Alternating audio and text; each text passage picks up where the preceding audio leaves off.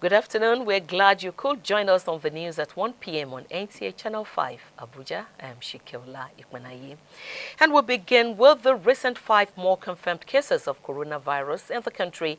The Nigerian government has put in place some measures towards curtailing the spread of the virus. Asabe Tanemo Williams gives us details. In the wake of the 5 new cases of coronavirus in the country, from returnees from the US and UK, one of the measures is the travel ban to 13 countries. The ban will be applicable to travelers coming in from countries with more than 1,000 cases of the coronavirus. The countries affected are China, Italy, Iran, South Korea, Spain, Japan, France, Germany, the United States, Norway, UK, and Netherlands. The federal government has also suspended the issuance of visa on arrival policy to travelers from these countries. Secretary to the government of the Federation, who read out the restriction, says all travelers returning from the banned countries will be supervised, self-isolated, monitored by the National Center for Disease Control and Port Health Services.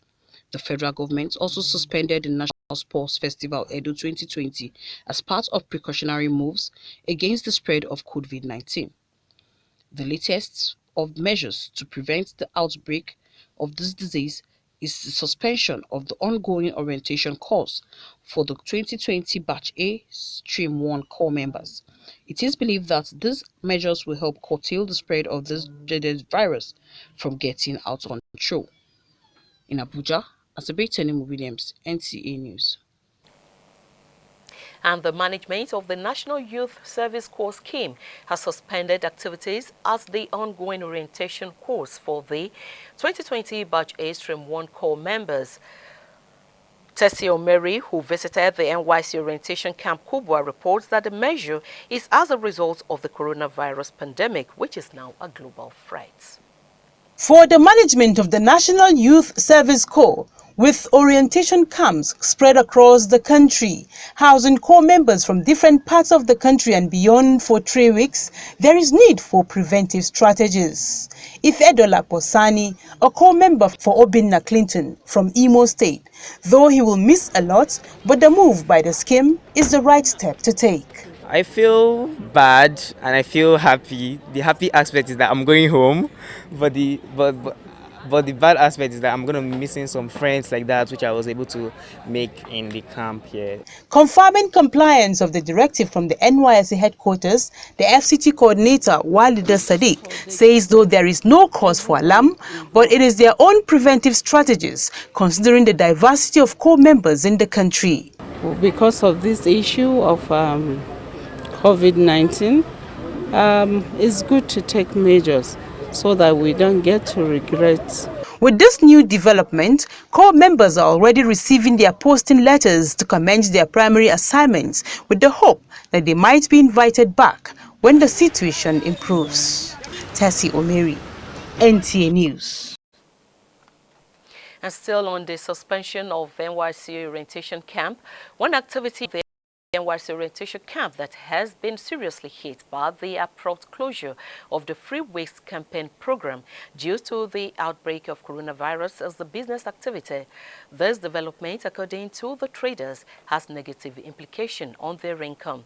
Amira Mohammed spoke to some of the traders at the FCT NYC orientation camp in Kubwa.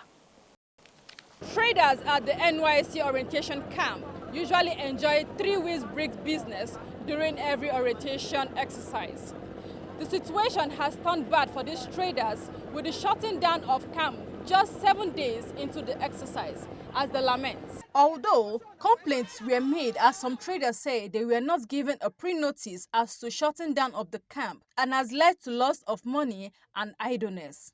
Corps members who have traveled far away to participate in the 3 weeks orientation exercise had to vacate the camp within a week of commencement. For the 1 week I've been in camp, it was satisfactory and I'm happy at least, even though I didn't get to finish completely. Almost before. They did not. It's early this morning, we just had the copper shouting, jubilating. So when we saw copper, we now asked them what happened. They now said that they said they should go home. We came in that we're going to do our business for 21 days and then it has been cut short after just 7 days.